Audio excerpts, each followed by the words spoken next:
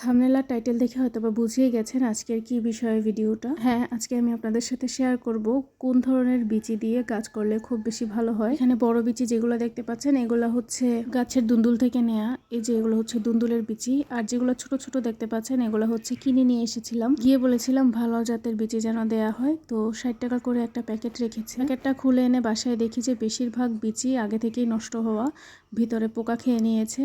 আর এই যে দেখতে পাচ্ছেন অঙ্কুরিত হয়েছে যেই বিচিগুলো, এগুলো হচ্ছে আমাদের নিজেদের পাকা দুন্দুল থেকে নেয়া। তো আমার মনে হলো যে কিনে আনলে হয়তো ভালো হবে, হাইব্রিড জাতেরগুলো কিনে আনবো, অনেক জলদি জলদি হয়ে যাবে। তবে যেগুলো কিনে নিয়ে এসেছি এতগুলোর মধ্যে থেকে একটা তো কোনো রকমের অঙ্কুরিত হয়নি। আর আমি ছাদে একদম মাটির মধ্যে ডিরেক্ট লাগিয়েছিলাম, সেখান থেকেও কোনো রকমের গাছ ওঠেনি। তাই ভাবলাম যে কাপড়ে পেঁচি এই পদ্ধতিটা ট্রাই করি।